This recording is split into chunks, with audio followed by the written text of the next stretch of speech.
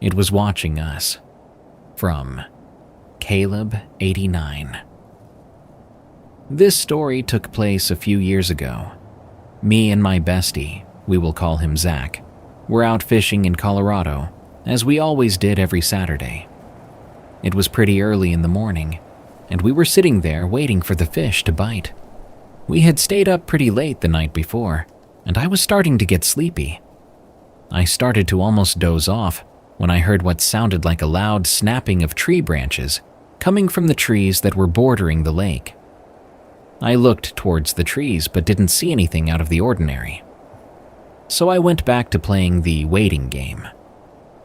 Zach had been the only one to catch a fish so far, but a few hours had passed, and I didn't get even one bite. We were both talking about wrapping it up and heading home when we both started hearing the sound of something hitting the side of our boat. I heard it on my side first, then Zach heard it from his side. We looked around, trying to figure it out, when Zach yelled out in pain. "Ouch!" he shouted, holding his arm. He looked down and saw what looked like a small rock sitting inside the boat. He picked it up, looking confused, and I asked him if that's what hit him. "Yeah, I guess," Zach said, "but how did it hit me? What threw it?" We were looking around, scanning the tree lines, when I saw some bushes moving. I stared in that direction for a little bit, when we both heard this sound that chilled us to the bone. It's very hard to describe in writing, but imagine the sound of someone heavily grunting and gasping inwards as loudly as they can. Before I could react to what we both heard, I felt a sharp, stinging pain on the back of my neck. I yelled out in pain and looked down to see another rock. I was stunned and trying to figure out where these rocks were coming from. Then we both saw it. This dark, hairy humanoid figure stood up slowly from behind the bushes. It must have been at least 8 feet tall. It looked ape-like and had dark, reddish-brown fur covering its entire body and had yellow eyes. It looked at us and let out another long, drawn-out screech and then ran off back into the woods. We both sat there in our boat, speechless for a while, not daring to speak or move. "Did you see that?" Zach finally whispered. "Yes," I replied quietly. Zach and I came to the realization we had both probably seen a Sasquatch or something similar. We waited for a little while, making sure the coast was clear, and got our boat out of the water and quickly got ourselves back in our car. We booked it out of there full speed. As we were driving past the woods back on the main road, I saw it again. It was running very fast along the edge of the trees. Then it just stopped and watched us as our car finally disappeared from its view back out on the highway. Me and Zach have never been back out on the lake after that day. We didn't want to encounter that creature again. I had this feeling that we were trespassing on its land, and it was very angry. I'm fully convinced there are Sasquatches out in those woods, so be careful and watch your back if you plan on going fishing in Colorado anytime soon. Something is tormenting my family. From Alaska Chick. I have lived in southern Alaska with my family my entire life. My whole family has stories about our property, and I've decided to share them. These stories are spread out over the 11 years that we've lived here. I don't remember the order, so I'll be telling them as I go. I will be using fake names for everyone, and just the first initial of friends and pets. The first story that comes to mind about this place is the voice in the woods. Our property is 50 acres, and about 75% of it is woods. My siblings and I would spend hours out there, but now we rarely go there at all. Now I have a very large family, and we all live on this property except for my 2 oldest siblings. I live here with my grandpa, mom, dad, older twin sister, 2 little sisters, and 2 little brothers. The first time we heard the voice, it was just my little sister, Allie, and me. I was 13, and Ali was 11. The weather was warm during the middle of June, and we wanted to ride our dad's black four-wheeler around the trails. We were on the other side of the property having fun, and we even stopped for a moment to play in the river. Then we started to smell something bad. It was so bad that it made me gag and stop the four-wheeler. It smelled like a rotting animal that's been sitting in the sun for a week. We didn't want to know what it was that was dead and didn't want to stick around. I had started to drive away down another trail when I heard Ali yell my name. "Lynn!" I stopped the four-wheeler and turned to her to see what was wrong, but she just looked at me, confused. When I asked her what, she said she hadn't said anything. I figured it was just in my head, but before I could continue driving, we heard it again. "Lynn!" I could feel Ali's body go still behind me as she stared ahead. Something called my name in Ali's voice, and it was coming from in front of us where the smell was. I immediately felt the fight or flight response in me, along with the reaction to protect my little sister, and turned around as fast as I could, flooring it back to the house. I nearly flipped the four-wheeler twice and almost hit a tree. I felt like something was watching us as we were leaving. Our dad saw the way I was driving on his new four-wheeler, and I got in trouble. Neither Ali nor I told our dad what happened, because we didn't want him to think we were too scared to be playing in the woods by ourselves anymore. I didn't go back into the woods for a few weeks. The second time we heard the voice was when we were all in the woods, except for my older brother. It was me, my two older sisters, Mari and Renee, and my two younger sisters, Ali and Jolene. I was 15 this time. Mari, Renee, and Jolene were on our grandpa's six-wheeler. Ali was riding our mom's four-wheeler, and I was riding our dad's. We'd been out there for a while and were racing when we knew we weren't supposed to. We were also on the other side of the property again. That way we couldn't get caught. Ali was close behind me, and Mari was in front around the turn. She was waiting for us to catch up. As we sat there listening to Mari brag about winning, we all heard our mom yell, "Girls!" Thinking Mom was finally home from the store with dinner and needed help bringing in the groceries, we sped to the house, slowing down before we got close enough that she could hear us so she wouldn't think we were speeding around. When we got there, Mom was just getting out of her car. We parked the four-wheelers and got off, walking over to our mom. We asked her why she had called us and what she needed, but she looked at us strangely. She told us she had just come down the driveway and didn't call us. She wasn't at the house when we were called. Then I realized something that made my heart race and my blood run cold. Even if Mom had been at the house, there's no way we would have been able to hear her from the other side of the property, especially with the two four-wheelers and six-wheeler running. I didn't tell my sisters about that because I didn't want to scare them. The last time I heard the voice was only last month. I'm 19 now. I had a falling out with a close friend who had been to my house many, many times in the past. I'll call her N. It was 8 in the morning, and I was heading to my Jeep about to leave for work. Purse on my shoulder, full coffee cup in hand. I was ready to go. Then I heard N's voice coming from the woods. Help. I stood there for a second, confused and just staring into the woods, waiting to see if it would happen again. Was someone on our property? But soon I felt panicked and quickly got back inside because something about the voice was familiar. Other than the fact that it was N's, I felt uneasy. N hasn't been to my house in 3 years. Something about the voice was wrong. It was as if it were whispered and calm, not the way someone would be calling for help if they needed it. The voice also didn't sound organic, like it was a recording, but not from a radio or phone. It didn't make any sense, and because I didn't hear it again, I tried to convince myself it was nothing.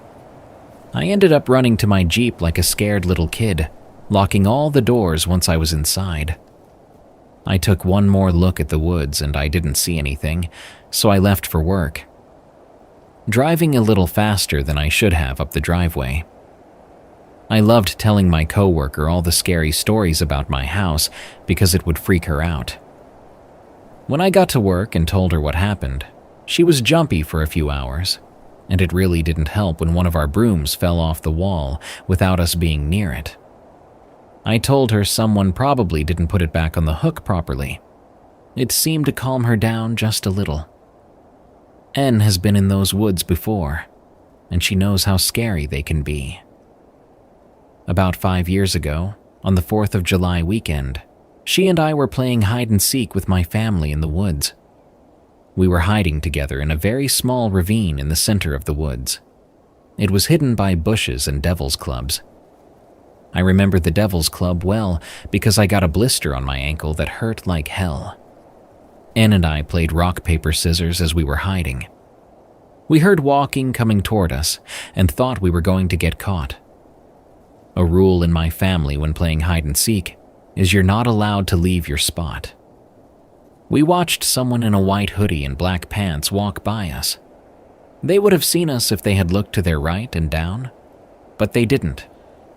We were eventually found by my older brother and walked back to the house with my auntie, who was also found. It was girls versus boys, and the boys won. It was perfect timing as well because my mom and grandma had just finished making dinner. But as Ann and I were getting ourselves some very full plates, I realized no one was wearing a white hoodie. It's okay, they probably took it off. But also, no one was wearing black jeans. I asked my dad if anyone had changed in the bathroom or something. Maybe they had thorns in their pant sleeves, but he told me he didn't think so. Ann and I told him about the person we saw walking past us, and he was worried, thinking someone was on our property. He also didn't like the thought of a trespasser in the woods, with all his daughters hiding. My dad took 3 of my uncles and went into the woods. They were gone for about an hour. They must have checked the entire property. My dad even called my mom and told her to ask me where we saw them.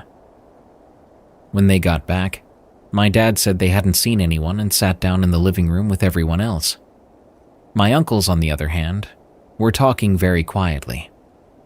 I knew only my Uncle Jay would tell me what was wrong, and I was right. It had rained a few hours before we went to play in the woods, meaning it was muddy.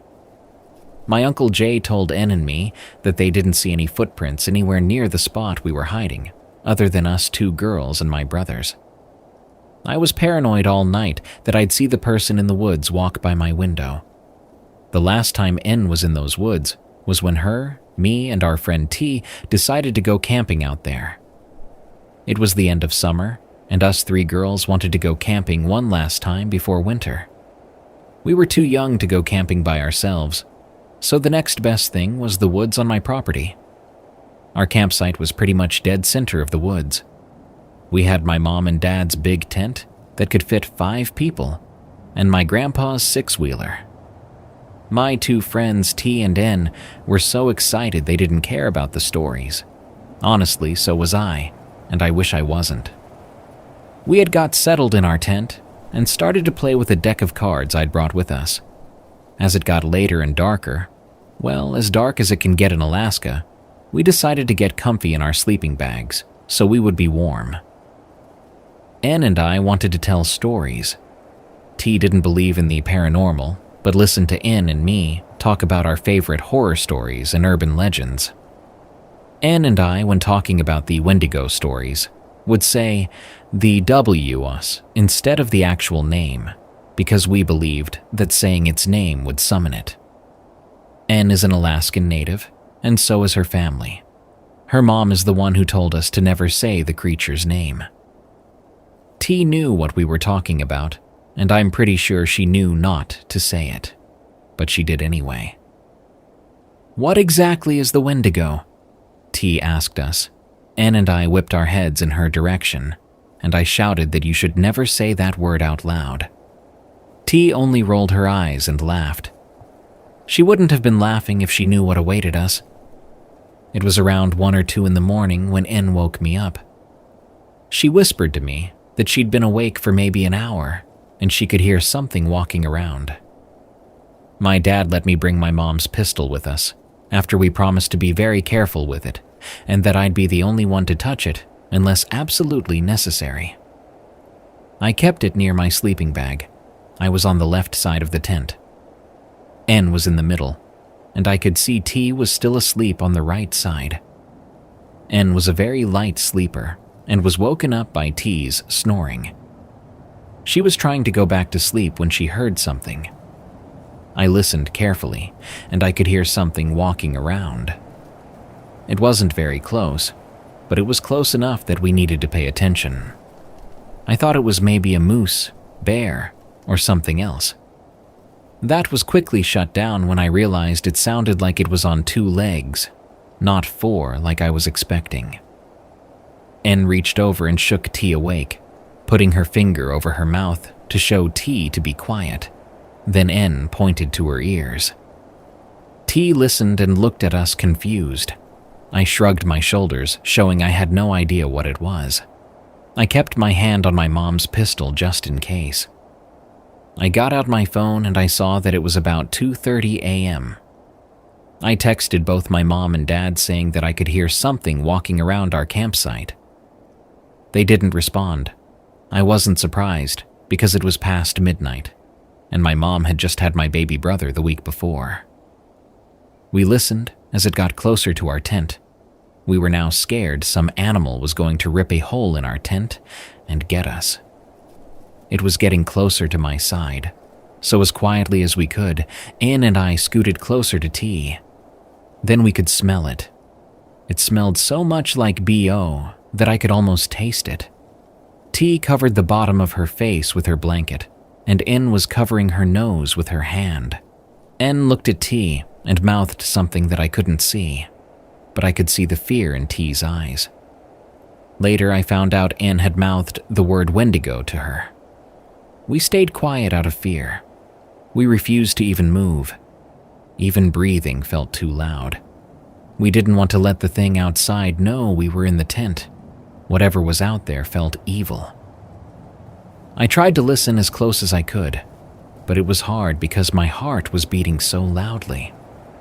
I'm pretty sure N and T could hear it.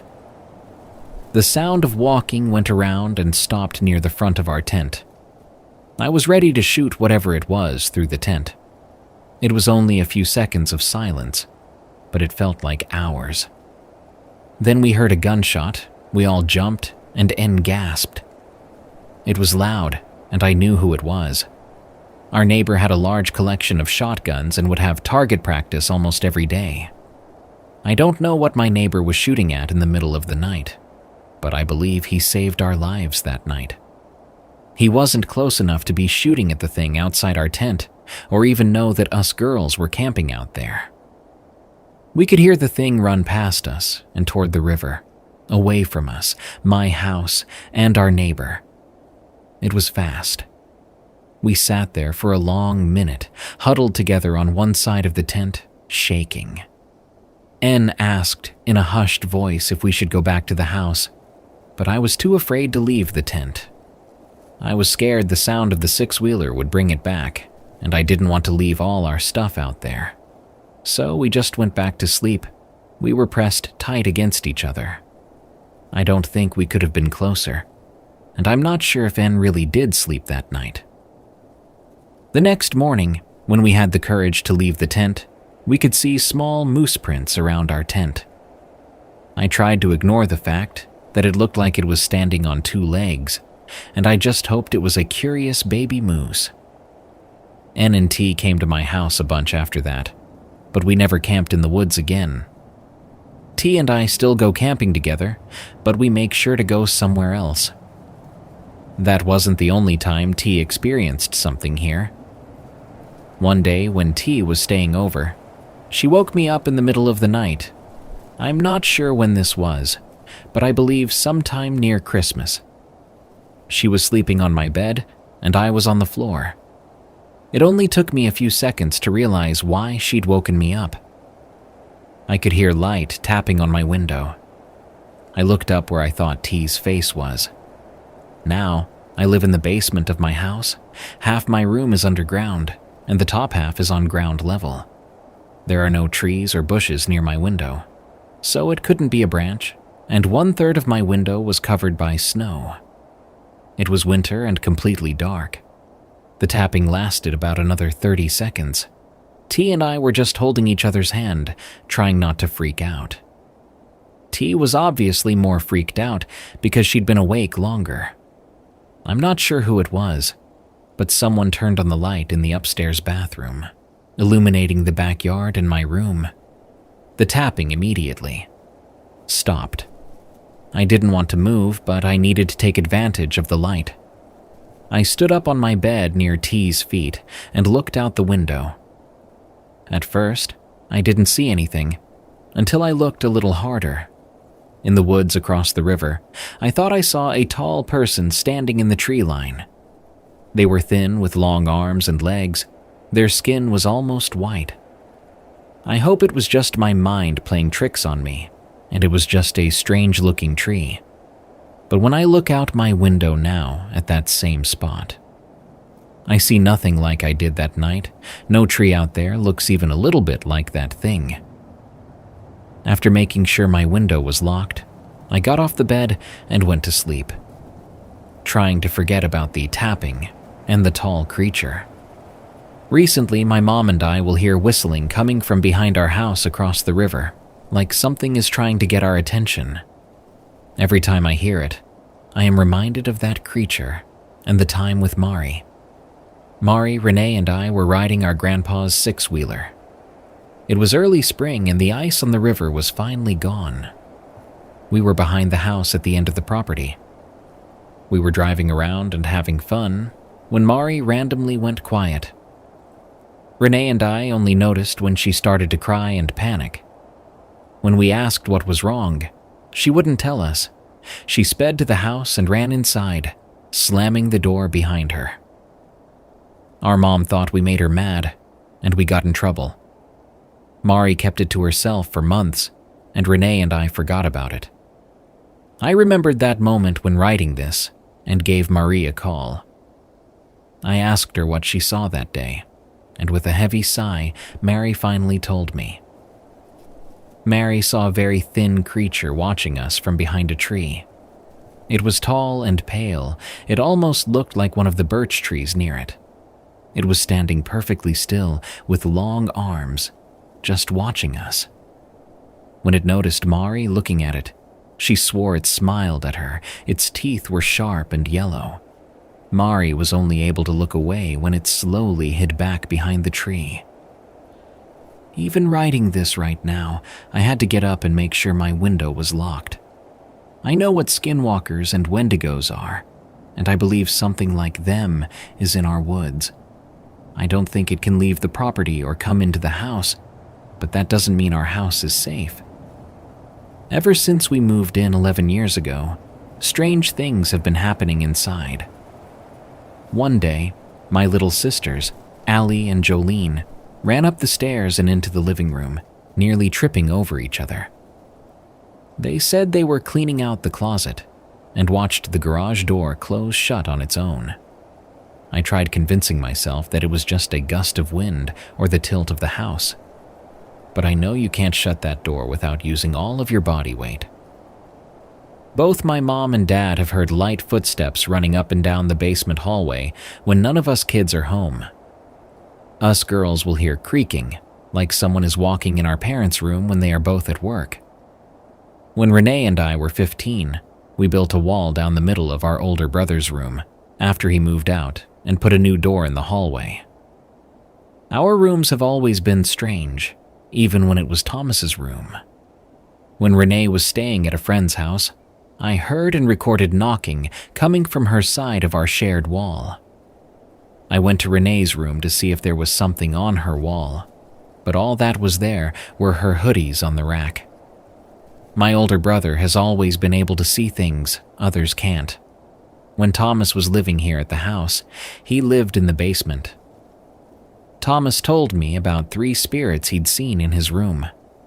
2 men that would argue all day, and at night, one would be sobbing in the closet, and a little girl he would see in his room. She looked like she was about 5 or 6 years old and wore a purple sundress. He said she would just stand in the corner of his room near the door and stare at him, not doing anything.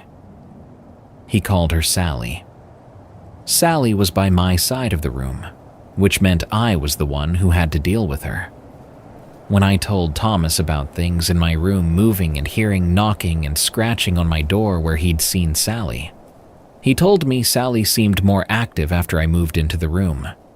Now, I should mention I had a rag doll named Cinnamon, and she has her own story that I'll tell after Sally's. Cinnamon would sit on the left side of my dresser, under my loft bed. Sally took a huge liking to Cinnamon and would try to play with her at night, when I wouldn't be interrupting. I'd wake up in the morning to Cinnamon facing a different direction, or find her on the floor. Things would move around Cinnamon as well, like my guitar or longboard falling or a drawer being opened when I wasn't in the room. I had enough of it and put Cinnamon in the garage, and my dad ended up moving her to the cargo container we have on the property. I haven't had anything happen in my room since then, but stuff still happens outside my window. Now for the story about Cinnamon herself. I named my rag doll Cinnamon because that's what it said on her apron. Cinnamon had red hair, black eyes, rosy cheeks, a cute white dress with red polka dots, and a white apron. Cinnamon was given to me as a Christmas present by my aunt when I was 4. That same Christmas, I had an allergic reaction that almost killed me. What did I have an allergic reaction to? The cinnamon in the gingerbread cookies my grandma made. I am still severely allergic to cinnamon. Not just eating it, but touching it will cause hives and rashes on my skin, and cinnamon-scented things have caused me to have breathing problems. It's honestly pretty dangerous for me during the holidays. Like Thanksgiving and Christmas, almost everything has cinnamon in or on it. I believe that doll is evil, and with Sally attached to it, it might be worse or a little better. I'm not the only one in my family to have a rag doll. Renee once had one, and no matter what she did, she'd find that doll under her bed every morning. Even when Renee and I had to share a room, and even when we had to share a bed for a year, it would end up under her bed. Renee lost it when she was 10. We could never find it, and when we asked, no one knew where it was. Renee had named her Rag Doll Boogie Woogie. I asked my siblings what stories I should mention here, and Jolene told me to share the one with the moose. Jolene and I were the only ones home that day. Now Renee, Allie, and I all have dogs that will bark at anything and everything. If they see a moose, they lose their little minds barking. We heard Kay, Ali's dog, bark only twice. Jolene went to look at what he was barking at and saw the backside of a baby moose. I went upstairs to my parents' balcony to pay attention to the baby and keep an eye out for its mother in case she got too close to the dogs. When I got up there, I couldn't see it, but all 3 dogs were staring into the woods. They were all on edge. C, my dog, is a very large husky and has never cowered away from anything but fireworks and me when he's in trouble, and to see him scared meant something was seriously wrong. I got my dad's binoculars and tried to find the baby moose. Jolene had now joined me on the balcony and we couldn't find it. So we decided to get in my Jeep and drive over to where Jolene originally saw it. Lazy, I know, but I didn't feel like walking around in my PJs outside. Jolene got out with the binoculars and walked up the hill. She stood up there for about a minute before saying, Lynn, come here, something's wrong." I got out and joined her at the top of the hill. I could see the baby moose now. It wasn't moving. I took the binoculars from Jolene and looked for the moose. She was right. Something was very wrong. This moose was not okay. It had the features of a full-grown female, but it was the size of a baby. Its neck was too long and thick. Its eyes were too big, and it was just staring at us. It took one step toward us, and I knew we needed to run. The way it walked was messed up. It brought its leg all the way up until it touched its stomach, then put it back down and stepped closer. I grabbed Jolene's arm and pulled her down the hill and into my Jeep. Then I could smell it, the smell of a rotting animal. Jolene was gagging and nearly threw up, and I'm glad she didn't, because she would have refused to open the Jeep door. I parked as close as I could to the front door of the house and ran inside with Jolene. We called our dad and told him what happened, but he didn't think it was anything serious. He also joked that it was a skinwalker at dinner. I felt a ping of fear every time he said skinwalker. In the summer before fall, my mom, sisters, and I will clean up any garbage on our property next to the road. We stop when we reach the cliff overlooking the woods. Last year, Allie spotted a jar, and when she took a closer look, she saw it was a jar of dead bees. Allie called me over to show me, but then we noticed all the strange things about it. It was on the edge of the cliff, perfectly placed. The grass under it showed it had been there for a long time. How did we never see it? There was no lid on the jar, and there was nothing but bees in it. And I mean nothing. No dirt, no leaves, no other bugs. How could it sit there for so long and have nothing else in it? Allie and I got a weird vibe and decided to leave it alone. I got rid of it this year when I told a coworker this story, and she told me it could have been something used for witchcraft. The strange thing about it was that there were no more bees in it. All there was a black tar substance.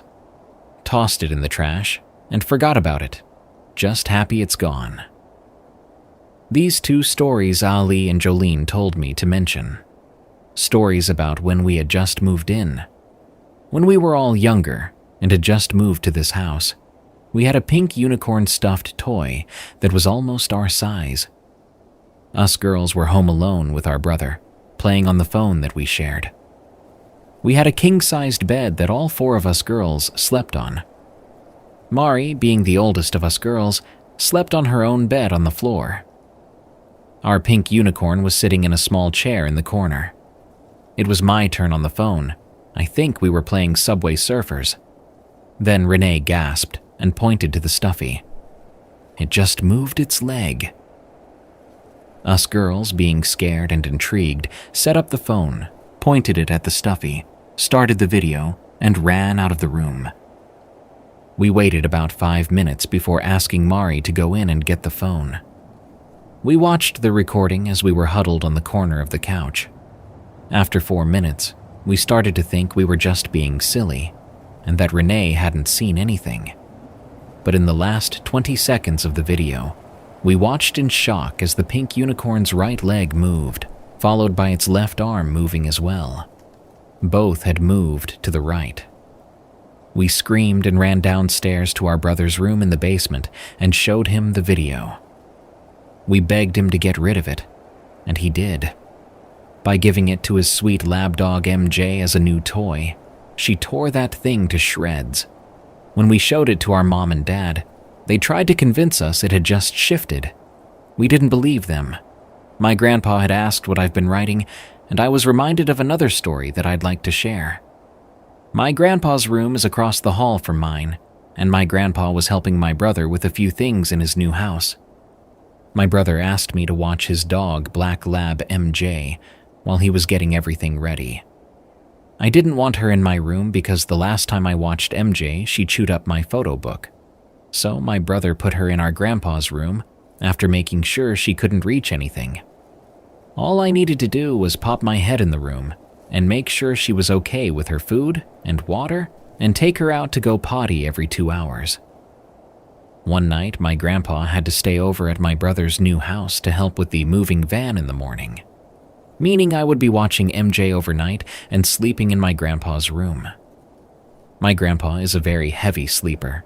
The man has slept through earthquakes, But one night, I woke up to the sound of knocking, and MJ sat up in bed. I thought maybe it was already 5 a.m., and my mom was going to tell me to go upstairs and watch Alan. I yelled out, "Yeah!" and was about to tell my mom to wake up Renee because I had MJ. No one answered, and then I realized if my mom was knocking on Grandpa's door, she remembers I have MJ. Confused, I got up and opened the door. No one was there or even down the hallway. I popped my head into Renee's room to see if she was messing with me, but she was asleep. It couldn't be my sisters because I would have heard them going back up the stairs. When I got back to Grandpa's room, MJ was now sitting on the floor in front of my grandpa's bathroom. She must have wanted to go there because that's where her food is. Thomas doesn't want her to have access to her food at night because then she'll need to go potty. She looked at me, then jumped up on my grandpa's bed again, ready to go back to sleep. I was about to get into bed when I heard the knock again. This time I was more awake and realized with wide eyes it was coming from the bathroom. I didn't waste a second. I grabbed MJ off the bed and ran into my room, locking the door behind me and getting into my bed. After a while of lying in bed praying not to hear the knocking again, or worse, hearing it on my door, I was so exhausted and was finally able to fall asleep with MJ next to me. The next day around noon, my brother came to get MJ to bring her to her new home, unpack all his stuff, and relax after all the moving. I wasn't even mad when I woke up and saw that she had gotten into my trash, and it was all over my room. I was just happy to not be in my grandpa's room.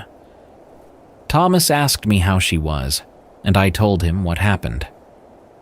Thomas wasn't even surprised and told me he'd always gotten a weird vibe from that room.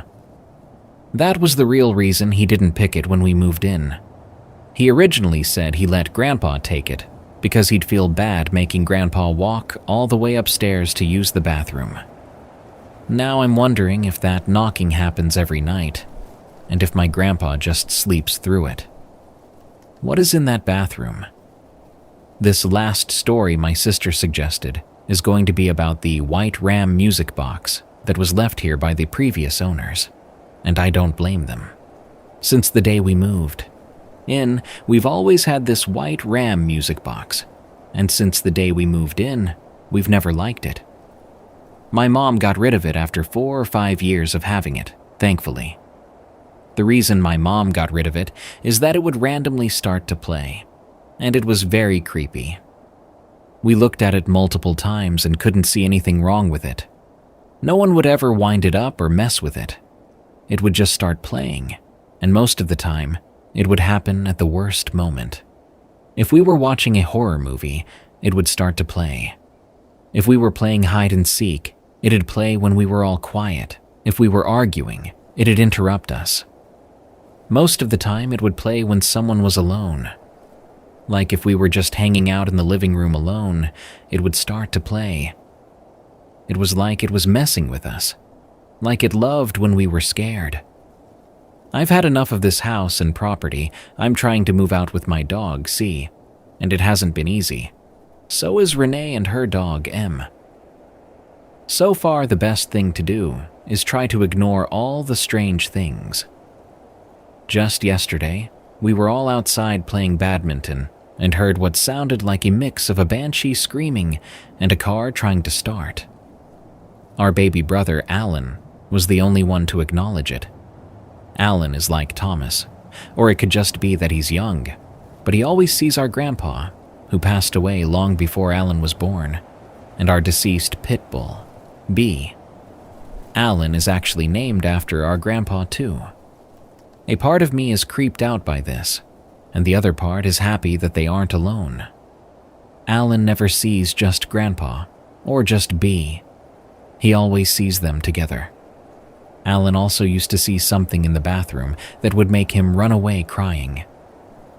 Alan was still learning to talk at the time, but when he was able to, and we would ask, he didn't remember. We used to have an American pit bull named B, He was an old dog and one of the most loving I've ever known. I'd gotten used to the routine of waking up, making coffee, and going on a walk with B. B and I would normally go up the driveway and back down, giving B just enough exercise in the morning, but not enough to exhaust him. But one morning, B started walking toward the woods, and I decided to follow him. B looks very scary, and even scarier when he's in a fight. B used to protect us kids from our old neighbor's dog when she'd get off her chain. The man didn't see anything wrong with his dog, even after my older brother got bit. She was just very aggressive and would attack anything and anyone with no reason. One day he was forced to put her down by the police because she had gotten off and attacked an elderly woman down the road who was now in the hospital. The dog was his ex-wife's, and he had no love for the dog. We moved soon after that. As I followed B, I realized everything was quiet, and I mean way too quiet. B stopped a little bit ahead of me, and I immediately felt like I was being watched. I looked around and didn't see anything. B was staring straight down the trail and was perfectly still. I didn't feel good about any of it, so I turned around and started walking back to the house, calling B to follow me. B was a very good and obedient dog. You never needed to tell him to do anything twice, and as we walked back to the house, B kept looking behind us. I felt something staring right at my back, and I started to walk a little faster. By the time I got to the house, I was running. I felt so bad for B because the moment we got into the house, he laid down, but he kept his eyes on the front door. He was the best dog a family could have. We miss you, buddy. I have many, many more stories, but none seem to be long enough to tell.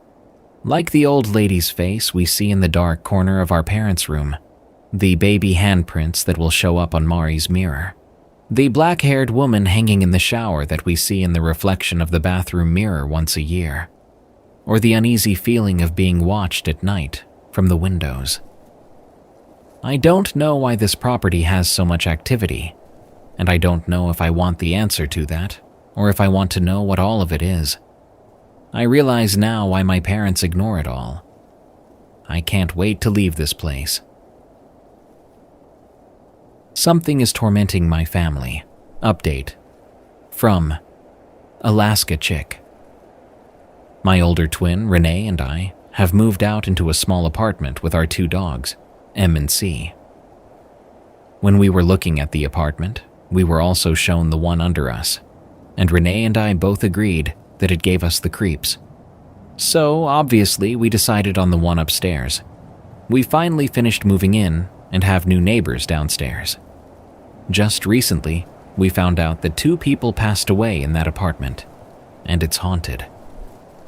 We thought we've finally gotten away from all the paranormal, but it seems life has other plans. Our landlord has changed the light in front of the downstairs apartment door 3 times now, and it continues to flicker. Hopefully it's just the wiring, and I'll do my best to ignore it. We've also noticed that we will hear something moving around in the apartment under us when our neighbors aren't home. We know our neighbor has a cat, a black cat.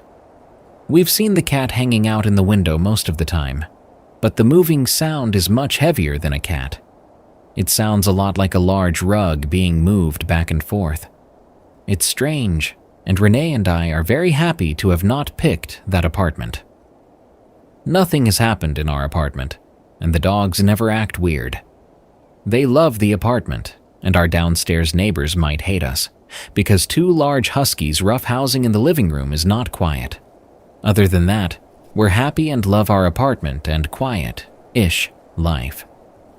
My parents are planning to move off the property with my 2 younger sisters, Allie and Jolene, and my 2 younger brothers, Alan and JJ. Yes, my mom and dad had another baby. You'd think after 6 they'd stop. But no, and I'm not complaining at all. 7 of us are fine, and we love JJ. Grandpa is planning to stay on the property, though. I don't want him to, but he's never once been bothered by the strange happenings there. It also helps that he doesn't believe in it. I hope he changes his mind and sells the property. Update: Renee and I have had a great time living on our own, learning how to be adults, and I've met an amazing man I'll call Y. But recently, things have gotten a little strange. M, Renee's dog, has started to stare into the corner of Renee's room, not moving. It gets worse when I see both M and C doing this. One time I was at my deck in my room, and M ran in like he was hiding. I looked to see if he was hiding because he had done something bad, like get into the trash or peed somewhere in the house. But there was nothing. I told a coworker this, and he gave me some sage to burn. I'm really hoping this will help. Something else is, whenever we take our dogs outside to go potty, they'll stare off into the woods like they can sense something watching them. Once they're done, they'll pretty much run to the front door to get back inside. I always feel like something's right behind me when I finally get inside. Just yesterday, our downstairs neighbor across the hall tried to get into our apartment while Renee was in the shower, and I was at work. She sat outside our door for over 20 minutes, talking to herself. This was all caught on our neighbor's Ring camera across the hall. I had called, and the police were there in under 5 minutes. They took her away to a mental hospital, and we found out that she's been harassing and threatening our neighbor with the Ring camera for days. We feel a little safer with our neighbor having our phone numbers, just in case something happens. Renee plans to stay in Alaska, but I plan to move down to Montana with our mom and dad next year. They found a decent amount of land that is big enough for them to build a cabin, barn, and shed, leaving plenty of room for my older brother Thomas to build a home, and for me to build my dream cabin with Y and C, with a good distance of woods between our houses. Renee will be staying with her best friend while she finishes schooling.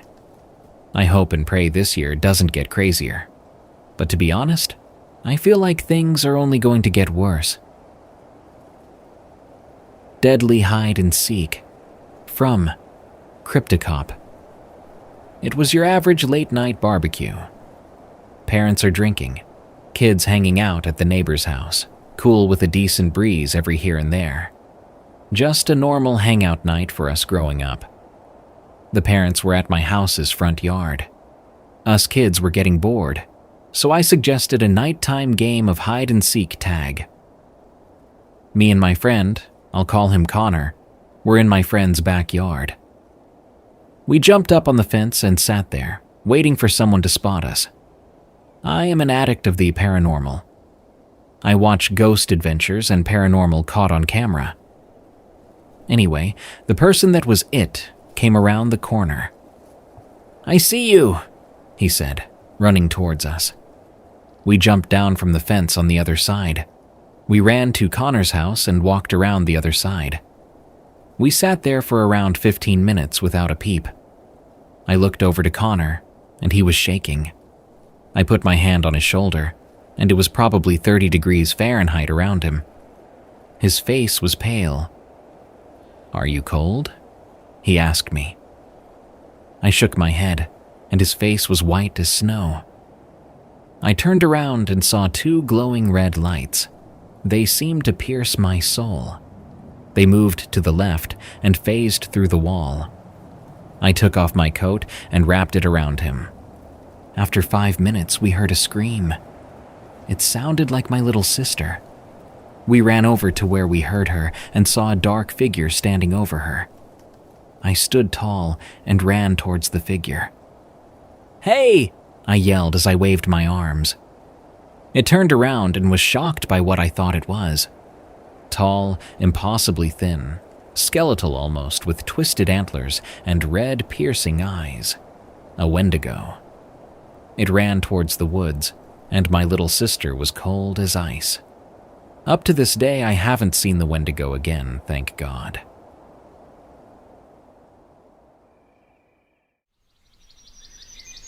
Forgotten Trail, from Leander Reffick. Growing up in the Appalachian Mountains, I had always been warned about the old trails. Some were safe, well-traveled paths that led to stunning overlooks. Others, my grandfather would say, were forgotten for a reason. When I was 16, my friends and I decided to take a shortcut through one of those abandoned trails to get to our campsite before dark. It was overgrown, barely a path anymore.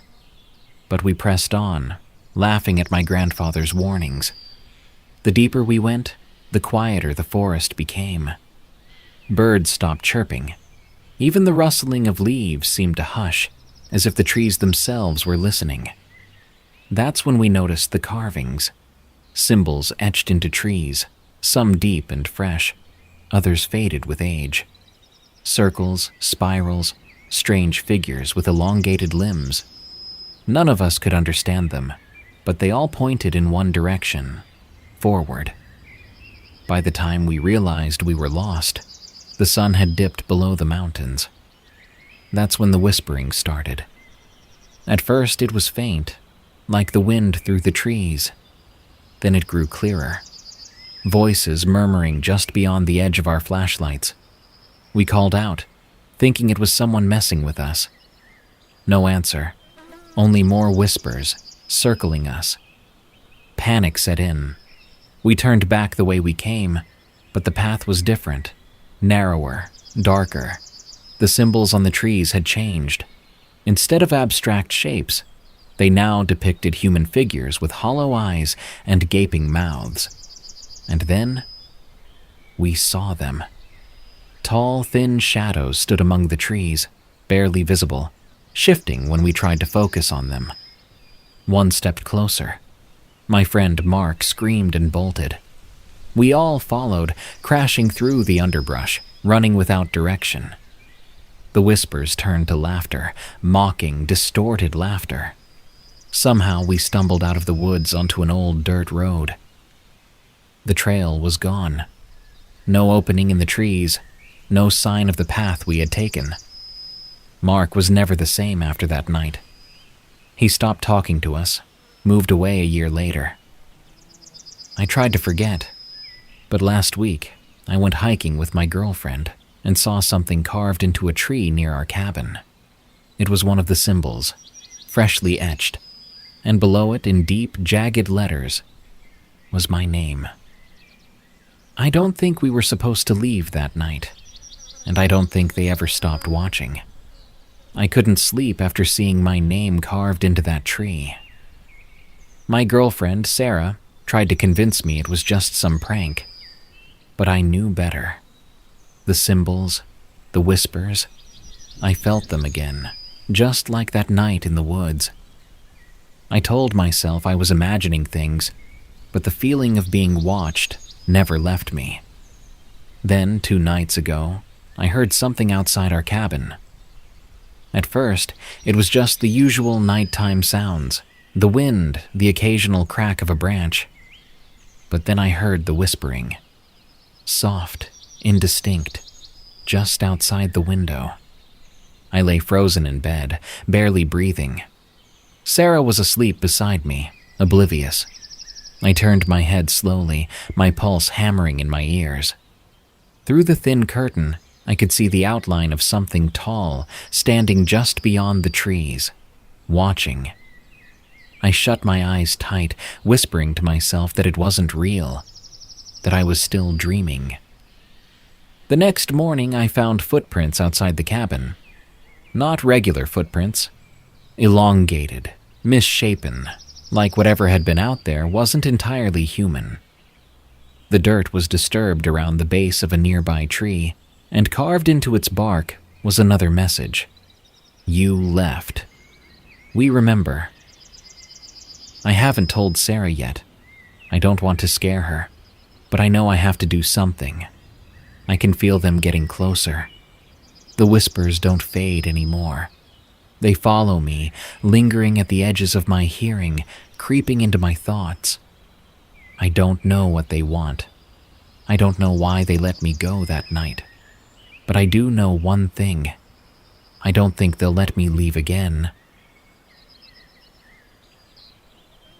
There's a man in the woods. From Lindy and Mindy. So my friend, I'll call her Sarah, and I decided to go camping last weekend. We've been friends since college and try to do these little weekend trips a few times a year, usually just car camping at state parks within a couple hours of the city. Nothing too crazy. We're not exactly hardcore outdoors women or anything, though Sarah always insists on bringing her pepper spray ever since she had a weird encounter at a campground last year. This time we picked this smaller state park that neither of us had been to before, maybe about an hour and a half outside of Portland. We got there Friday afternoon and found our campsite easily enough. It was late September, so the campground was pretty empty. Just a few other sites occupied from what we could tell. Our spot was kind of tucked away at the end of one of the loops, which we liked since it felt more private. We set up the tent, got a fire going, made some dinner, had a few beers. Pretty standard camping stuff. That first night, though, something felt off right from the start. The woods just felt weirdly quiet, like, you know how you usually hear birds and stuff? There was none of that. We were sitting by the fire chatting about Sarah's new job when I got this weird feeling like we were being watched. You know that feeling where the hair on the back of your neck stands up? Yeah, that. I kept glancing around, trying to play it cool, when I noticed some movement in the trees behind our site. The fire was pretty bright, so the woods beyond our circle of light looked extra dark. At first, I thought it was probably just a deer or something. We'd seen a few earlier when we were setting up. But then I saw him. This guy was just standing there, partially hidden behind this big pine tree, completely still, like absolutely motionless. He was massive, had to be at least 6 feet 5 inches, and built like a linebacker, with this huge scraggly dark beard and long matted hair that hung in his face. He had on these filthy jeans that looked like they hadn't been washed in months, and this red and black flannel shirt that was all torn up at the sleeves. The creepiest part was his eyes. I could see them reflecting the firelight, just fixed on us. When he realized I'd spotted him, he didn't even flinch or try to hide, just kept staring, his head tilted slightly to the side like he was studying us. After what felt like forever, but was probably only a few seconds, he started backing away super slowly into the darkness. He moved in this weird way, like he was trying to stay facing us as long as possible before the darkness swallowed him up. I waited until I was sure he was gone before I told Sarah what I'd seen. She immediately got super freaked out. Like, I could see her hands shaking as she grabbed her pepper spray from her backpack. We decided to call it a night right then, practically running around the campsite doing a speed cleanup. Made sure every scrap of food and all our supplies were locked in the car, grabbed our phones and the pepper spray, and dove into the tent. We lay there whispering about whether we should leave, jumping at every little snap of a twig outside. Neither of us slept more than a few minutes at a time that night, but thankfully nothing else happened. The next day we tried to shake it off. We went hiking, explored some trails around the lake, tried to convince ourselves it was nothing. Maybe the guy was just another camper taking a walk who didn't want to startle us by saying hello. Still, we made sure to stick together and stay on the main trails. Sarah kept her pepper spray in her pocket the whole time, which made us feel a little safer.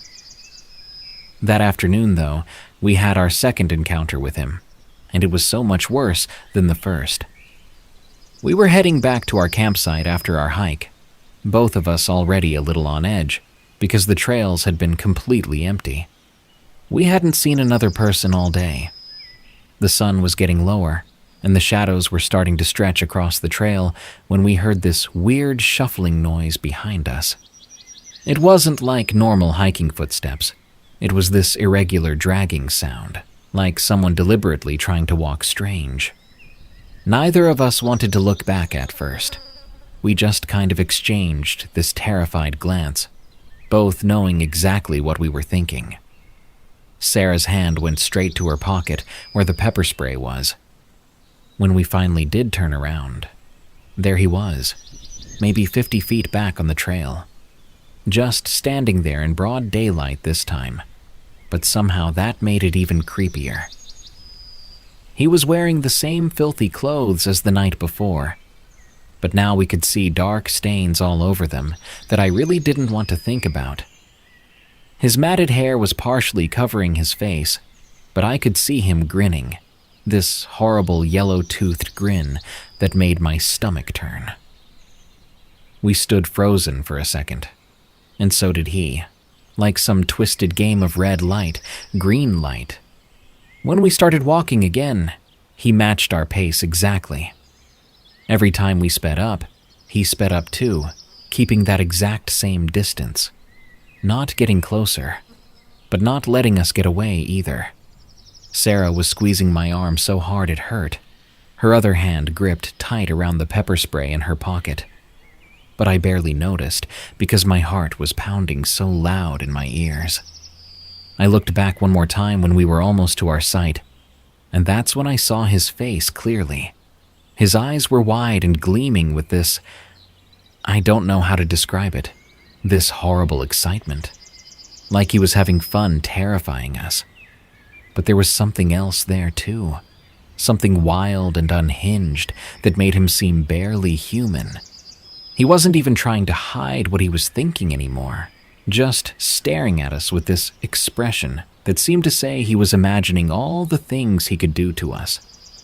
Not angry, like I said, but something way worse, something predatory.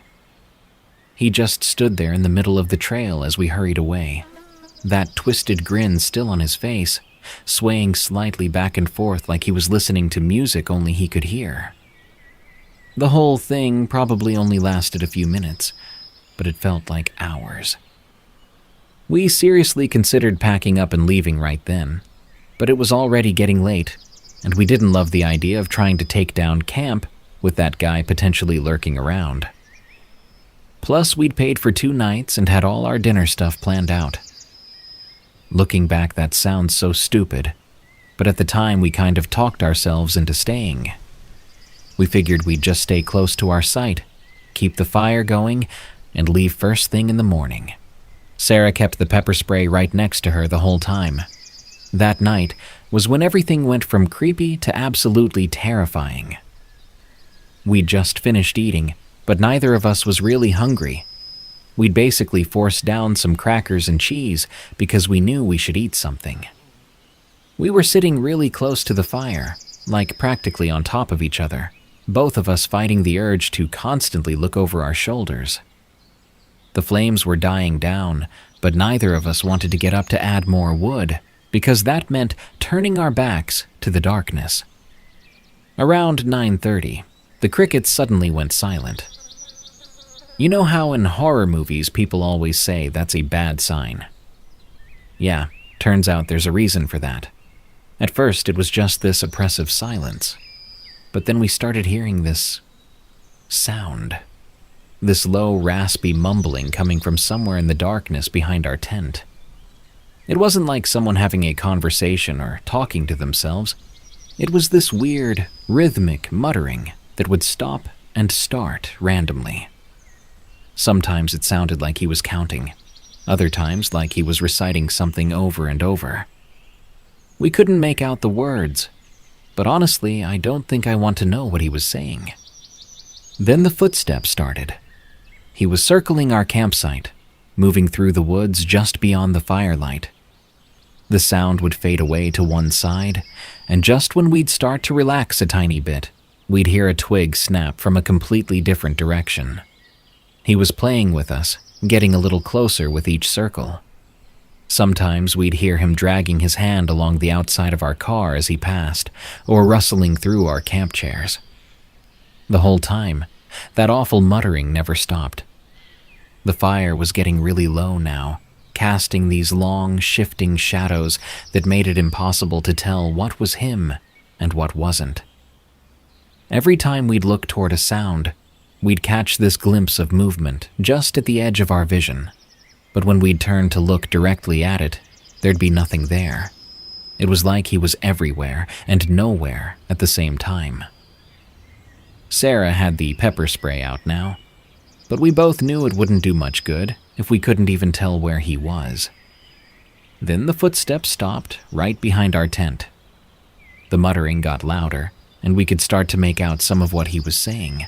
Stuff about pretty girls and come out to play in this scratchy, sing-song voice that made my skin crawl. Sarah and I were frozen, holding on to each other and staring at the tent wall where we could see his shadow looming over us.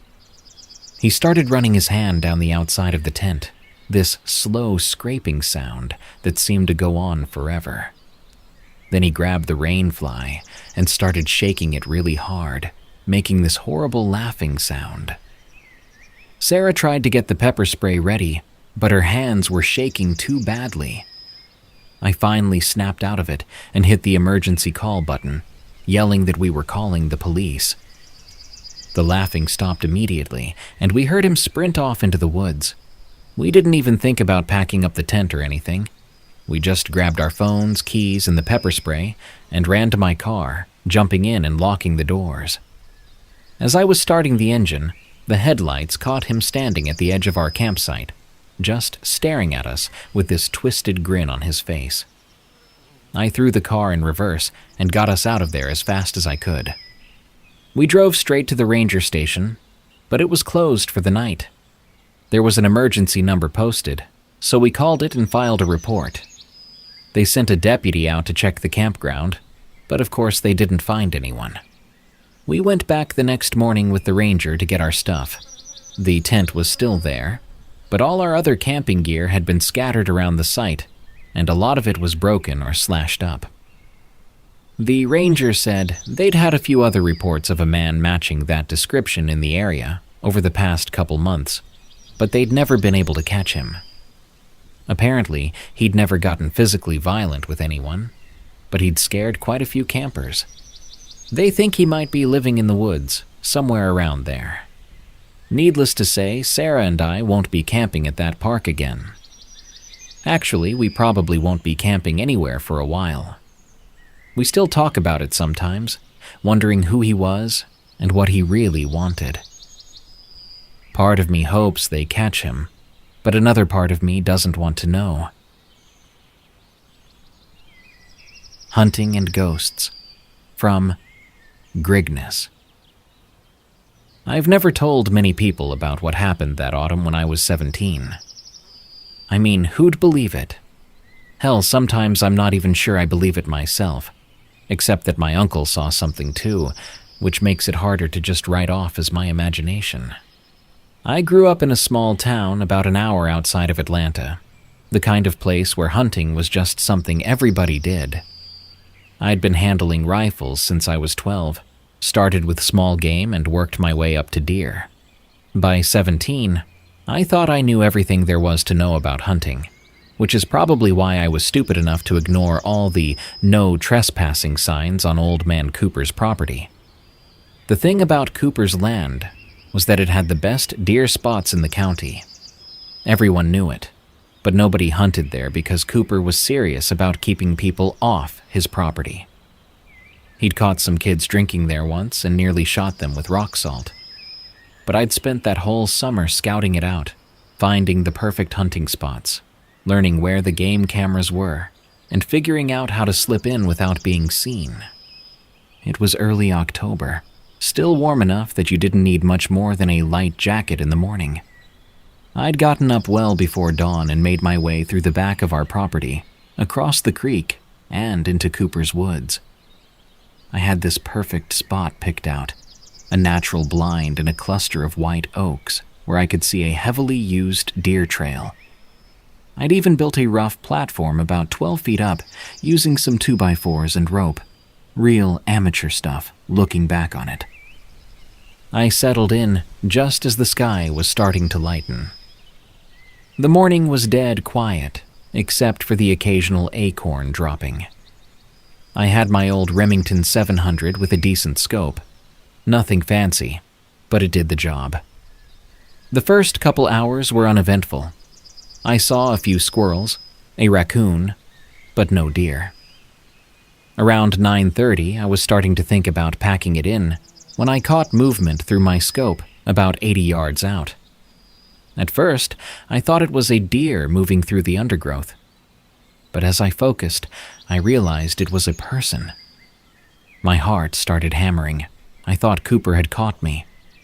But then I got a clear look through the scope, and I forgot all about being caught.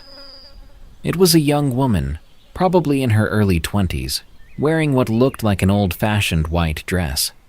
Not like a wedding dress, more like something from an old photograph, kind of simple and plain. She was pale, not just white, but this kind of grayish pale that didn't look quite right. Her hair was long and dark, hanging loose down her back. She was just walking, real slow and deliberate, like she was looking for something. Now I know what you're thinking. Some girl in a dress walking through the woods. Must be drugs or maybe someone playing a prank. That's what I tried telling myself too. But there was something off about the way she moved. It was like, you know how when you watch an old film and the frame rate isn't quite right? Everything looks just a little bit wrong? It was like that. Plus, she wasn't making any sound. No crackling leaves, no snapping twigs, nothing. I watched her through the scope for what must have been 5 or 10 minutes. She never seemed to be going anywhere in particular, just walking in this weird pattern, sometimes stopping to look at the ground or reach out to touch a tree. I was so focused on her that I almost fell out of my blind when a crow suddenly cawed right overhead.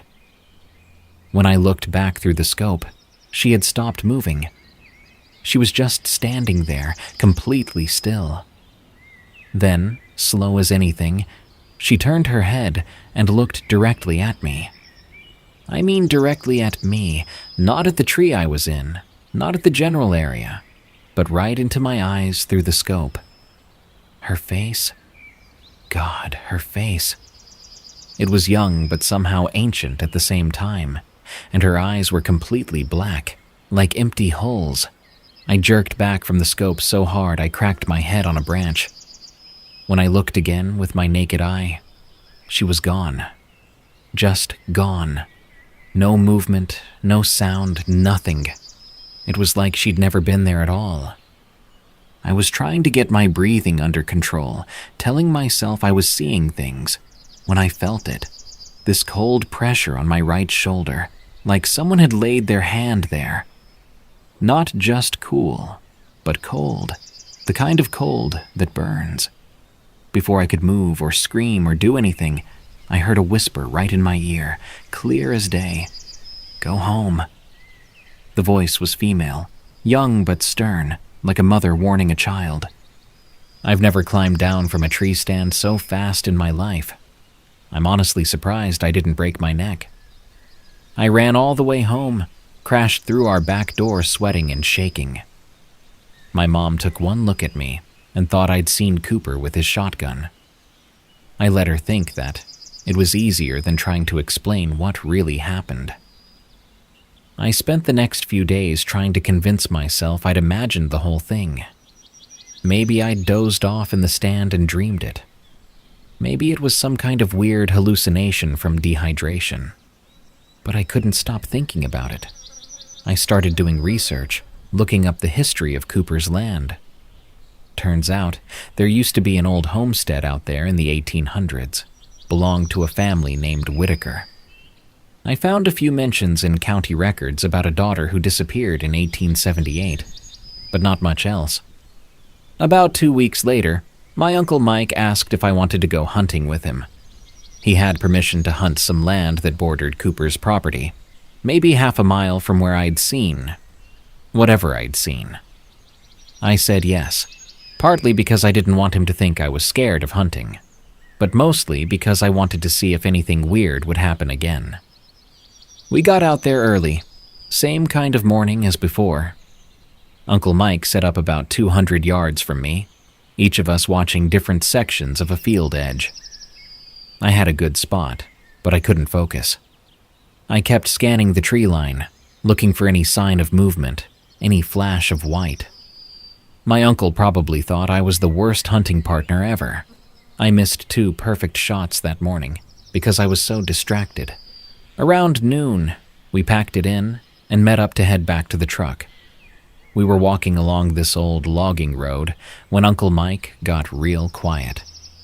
After a minute, he asked me if I'd seen anyone else out there that morning. I said no, trying to sound casual about it. He was quiet again for a bit, then said something that made my blood run cold. "Well, I saw something strange," he said. "There was this little girl, couldn't have been more than 7 or 8, sitting on the ground about 20 yards from your position. She was wearing this old-fashioned looking dress, real dirty like she'd been playing in the mud. She was just sitting there, staring in your direction." I was about to shout, to ask if she was lost, but when I looked down to put my thermos in my pack and looked back up, she was gone. He looked at me real hard then, like he was trying to figure something out. "The weird thing is," he continued, "she reminded me of an old photo my grandmother used to have, of her aunt who died as a child back in the 1870s.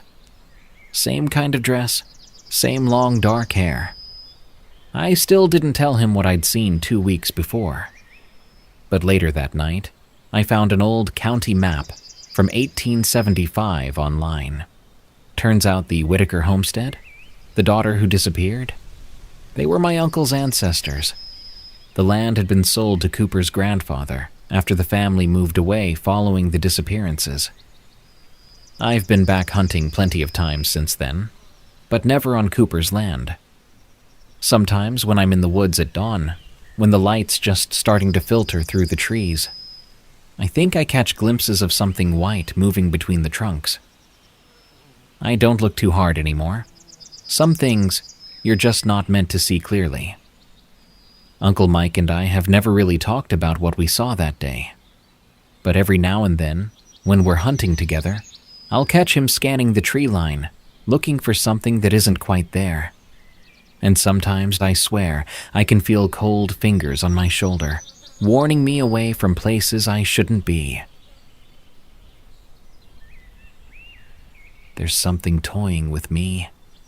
From Ron Kip. This has been happening for a while now. When it first started, I would get the feeling something was watching me when I was alone. I've always been the adventurous type, and would regularly go out and explore the woods around my home. We live in a small rural town in Missouri, so forestation is everywhere. I never had a problem with seeing unexplainable things when I was younger. When things first started, I was 14, going through the woods trying to find a place to build a small log cabin. As I was searching, I started getting goosebumps, and the hair on my arms seemed to stand up. I ignored it and kept looking. Later that day, I had gotten the feeling something was watching me. Living in such an isolated place, we have things like wild pigs, bears, and mountain lions, but there were no signs that any of those were near me. I started to worry a bit and decided to turn around and continue my search the next day. As I was walking back home, the feeling never left. I thought maybe I was just paranoid, and there was nothing there, so I stopped moving to listen for footsteps. At first, I could hear the sound of wind moving the tree branches, but after that had stopped, I heard nothing. Remembering from a book I had read that when you can't hear any animals around, there's a predator nearby.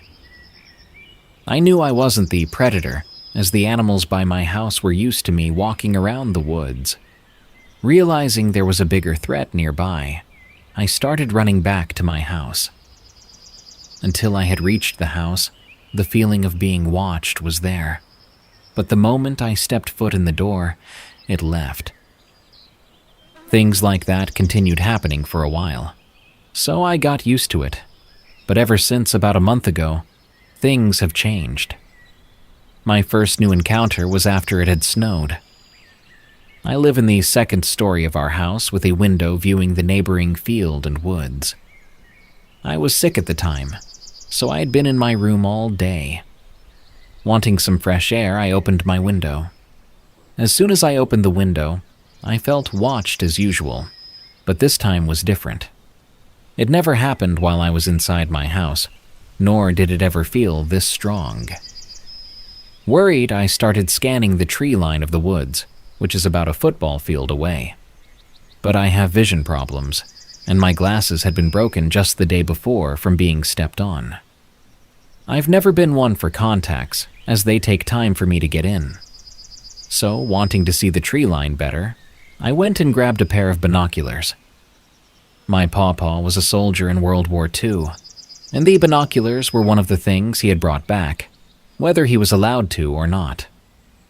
Knowing they would be good enough to see well with at that distance, I took them up to my room. While I was grabbing them, I never got the feeling I was being watched, but when I stepped back into my room, it was back.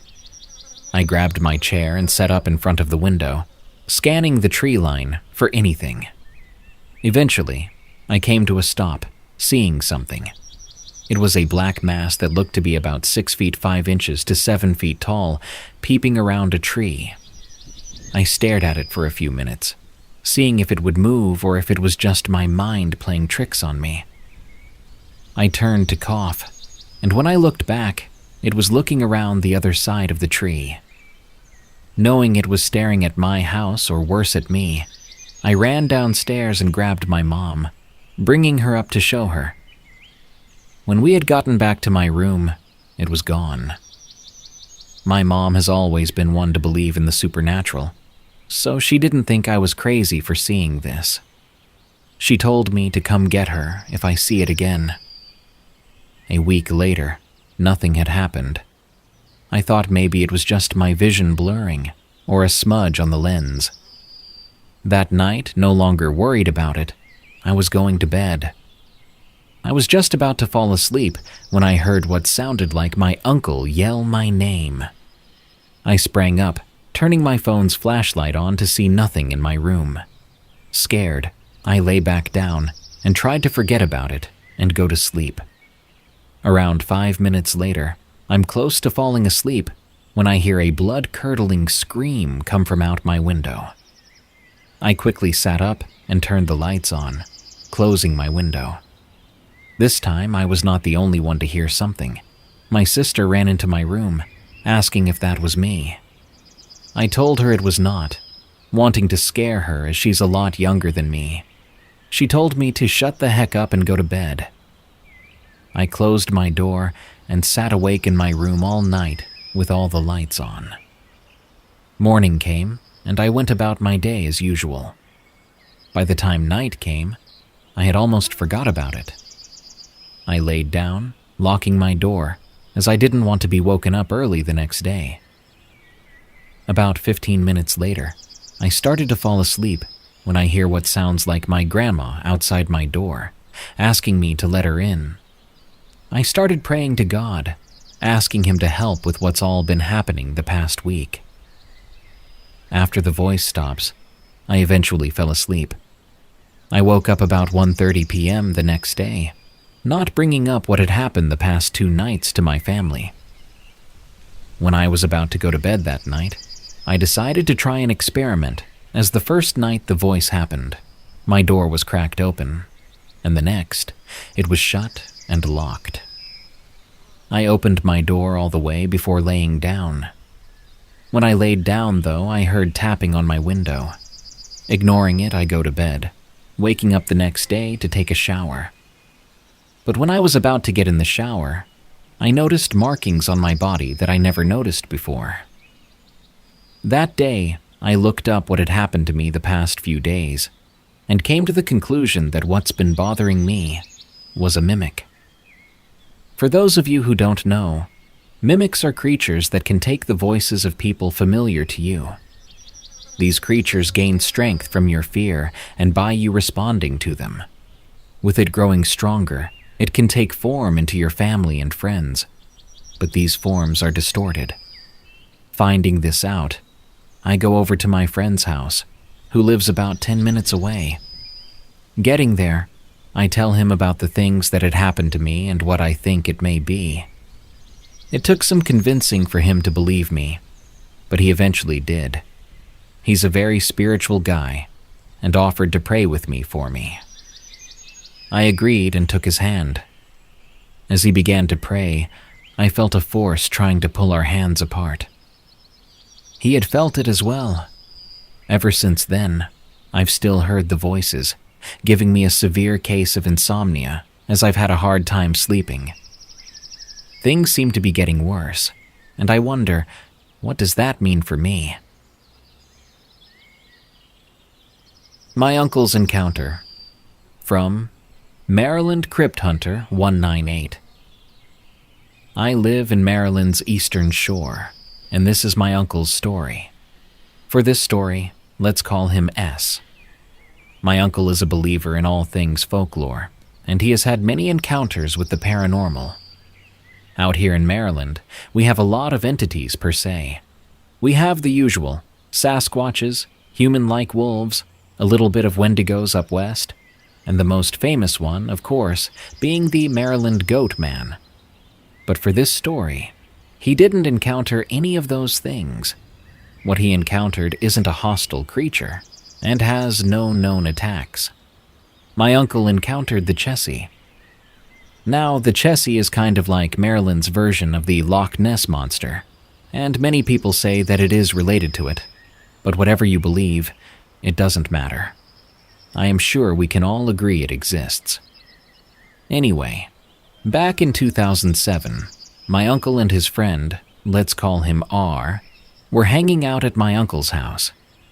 My uncle and R decided to go for a walk, which led them to a part of the Chesapeake Bay. My uncle and R were on a pier, minding their own business, when suddenly, in the distance, he saw a round, dark thing appear out of the water. He believes it was the Chessie's back. Anyway, the thing kept disappearing and reappearing closer and closer to the pier, and when the entity was about 10 feet away, the entity grew until they could see its face. He says it was round, long, and it had glowing eyes. The creature looked directly at them, and then swam away, deeper into the bay. My uncle swears this story is true, and at first I did not believe him, but that day he had a camera on him and took pictures of the creature. He showed me the pictures, and I knew it was the legend. My uncle has had encounters with demons, unidentified entities, and more, and I would tell you all the stories, but maybe some other time. Anyway, if you look for entities, you will find them. Be careful out there.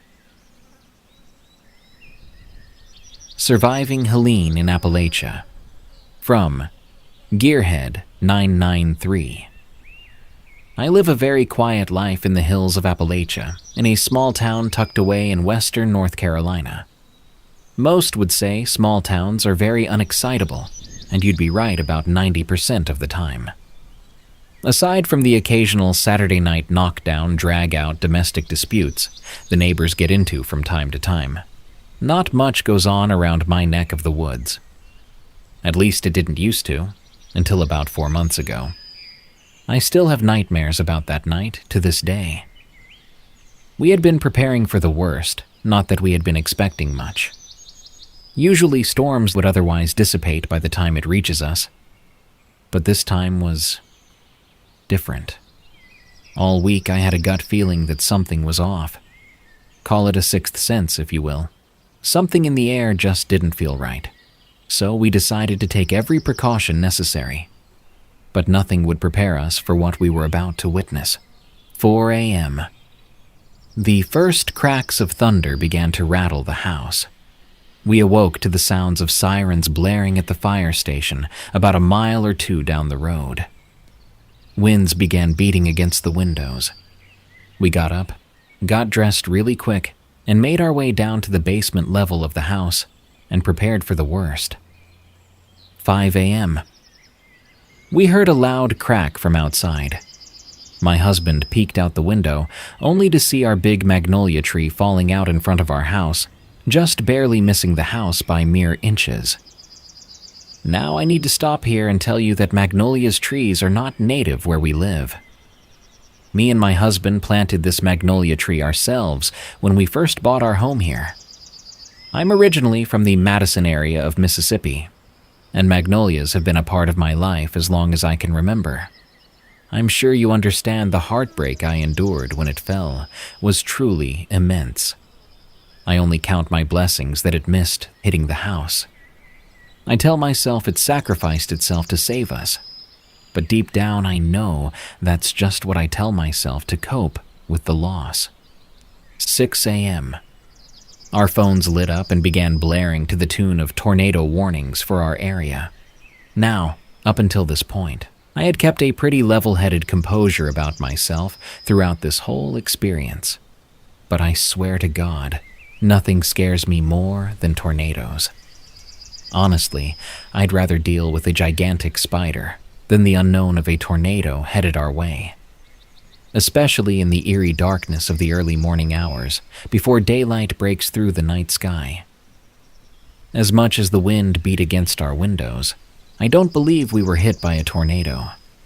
Although I found out later that 2 had made a touchdown in the area, including one that actually tore through a small trailer park nearby. Imagine that. After this, I fell asleep for a few hours due to sheer exhaustion. 9:30 a.m. I awoke to my ringer going off. It was my mom. "Hello?" I say with a yawn. "You guys okay?" I hear on the other end. "Yeah, we're all right. Just cuddled up in the basement," I said. But before I could get another word in, she said, "Honey, get out of there. They say the levees are starting to give away." No sooner than she got the words out, the windows burst, and river waters began rushing in, flooding the basement. Before I could blink, we were underwater. My fight or flight kicked in, and I swam up to safety as quickly as I could. I barely got up the stairs into the main level of the house. Thankfully, we all made it out of the house alive before it got any worse. We jumped in the car and took off down the road towards my mom's house. We managed to make it up the road about 3/4 of a mile before we were stopped dead in our tracks due to trees fallen in the middle of the road. My hubby whips it in reverse and heads in the other direction to try and find a way around it. No luck. We were blocked in all directions. "What are we gonna do?" I asked my husband in a shaky voice. "The only thing I can think of is head back to the house and grab the chainsaw and try to cut our way through it," he said. We turned back and grabbed his chainsaw and managed to cut our way through. 11 a.m., back on the road. We made it up to the nearest gas station to refuel. I thought it odd that they actually had power in all this. I walked in and asked the cashier if they had a phone I could use to call my mom and let her know we were okay. "There's a landline on the back wall," he said as he pointed. I found it and got in touch with my mom and told her we were headed that way. I grabbed an orange Gatorade and paid the clerk and thanked him for his trouble. He nodded, and I made my way back out to the car, and we got back on the road. We got to my mom's neighborhood and ran into one other tree down blocking our path. Thankfully, this one was a bit smaller than the last one, and we managed to cut through it with little to no trouble. Got to my mom and dad's house and found out they were out of power. But hey, it was safer than dealing with a flooding house at the time. We camped out there until the storm passed and the dust settled. We rode back to the house Saturday afternoon to find the house had major flood damage.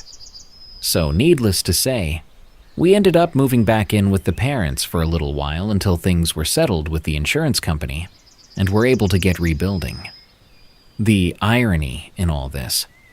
One is we actually ended up staying in Mom and Dad's basement after it all.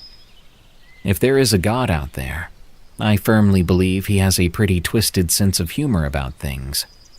The other bit of irony of it all, and what I feel is the funniest thing about it all. The very weekend all this took place was also the weekend of my birthday. Talk about going out with a bang.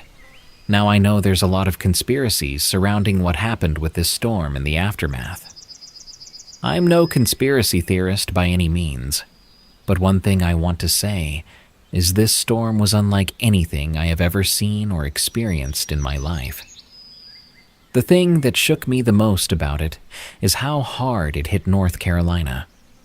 All my life I have always been led to believe that with hurricanes, as they make landfall, they begin to deteriorate very rapidly. It made landfall in Florida, which means it should have been a Cat 1 or even a tropical storm by the time it got all the way up to North Carolina. But it didn't. It hit us as a Cat 4. That is not normal. Now I'm not going to sit here and make any wild accusations. I mean, hell, I'm just a country bumpkin from the foothills of Appalachia. But I would feel very safe in saying that it would not be a far stretch to say someone or something was tampering with the powerful forces of nature. Why? I have no idea.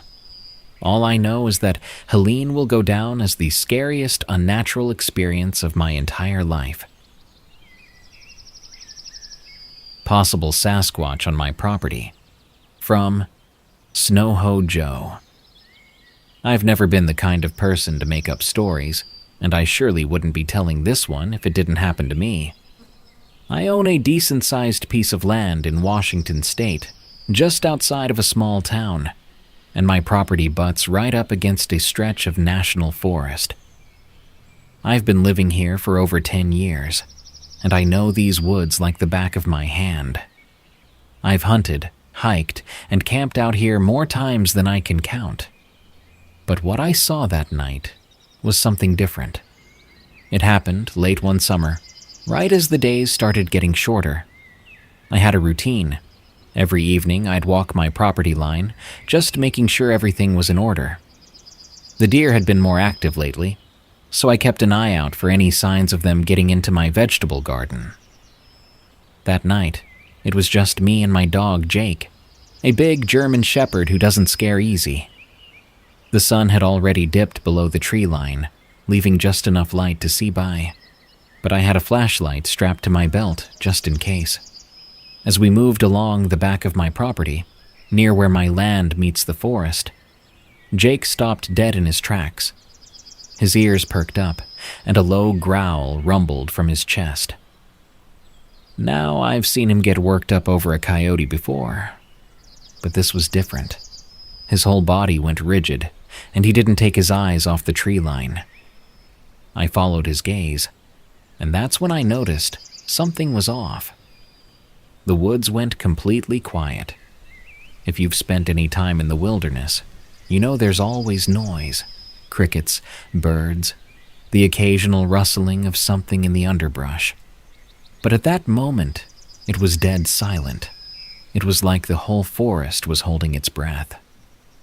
That's when I heard it. A deep, low grunt, almost like a mix between a bear and a man clearing his throat. It came from just beyond the tree line, maybe 20 or 30 yards in. I flicked on my flashlight and aimed it toward the sound, expecting to see a bear or maybe an elk. Instead, my beam landed on something else entirely. At first, I thought it was just a big shadow from a tree or bush, but then I noticed 2 eye shines suspended in the air, locked onto me. But as my eyes adjusted, I could make out the shape of something big, real big.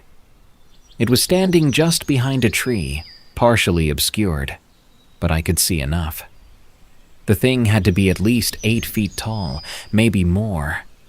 Its shoulders were massive, wider than any man I'd ever seen, and its body was covered in dark, matted hair.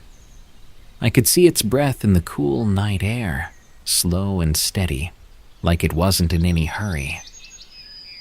For a few seconds, neither of us moved. Jake was still frozen, his growl turning into a whimper, which was enough to send a chill up my spine. That dog wasn't afraid of anything, and yet, here he was, cowering next to me. That's when I realized something. Whatever this was, it was standing on 2 legs. I don't know what possessed me to do it, but I took a step forward, my flashlight still aimed at the thing. As soon as I did, it let out a noise that I can only describe as a growl mixed with a deep, guttural yell. My whole body locked up, and before I could react, it moved back into the woods. And when I say moved, I mean it was gone in an instant. 1 second it was standing there. The next, it was nothing but shadows and the sound of snapping branches as it tore through the underbrush. Jake and I didn't stick around after that.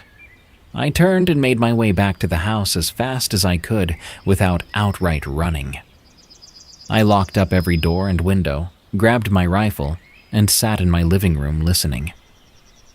Jake paced near the door, his ears twitching at every little sound outside. I didn't sleep much that night. The next morning, I went back to where I'd seen it. I half expected to find nothing, maybe convince myself that I'd imagined the whole thing. But there were tracks, big ones. They weren't bear tracks, and they sure as hell weren't human.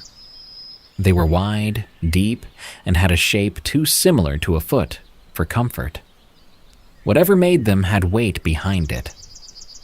I haven't talked about this with too many people. The few I have told either laugh it off or say it was probably just a bear. But I know what I saw, and that wasn't a bear. Since that night, I've had a few other strange things happen. Tree knocks in the middle of the night, the occasional weird howling sound far off in the woods. But I've yet to see it again. I don't know if it was just passing through or if it's still out there, watching. Either way, I make sure not to go walking in those woods after dark anymore. Sometimes, late at night when I'm sitting on my porch, I get that same feeling again. The one that makes my skin crawl, like I'm being watched. It's subtle, but it's there. Jake picks up on it too. He'll suddenly go stiff, staring into the darkness, growling low in his throat. A few times I've even heard branches snapping in the distance, the same way they did that night. But every time I grab my flashlight and look, there's nothing there. Just the still, quiet woods. One night, about 2 months after the encounter, I found something else. I was out checking my property line during the day this time, and near the same spot where I'd seen it, I came across a deer carcass. But this wasn't like any kill I'd seen before. The thing had been ripped apart. Its rib cage was cracked open like something had just torn into it with brute force. I've seen cougar and bear kills before, but this was different. There were no bite marks, no clean cuts, just raw, jagged force, like it had been pulled apart with hands instead of claws. I don't know what's out there. I don't know if it's still watching. But I do know one thing. I'll never forget what I saw that night. And I sure as hell won't be camping or walking into those woods at night.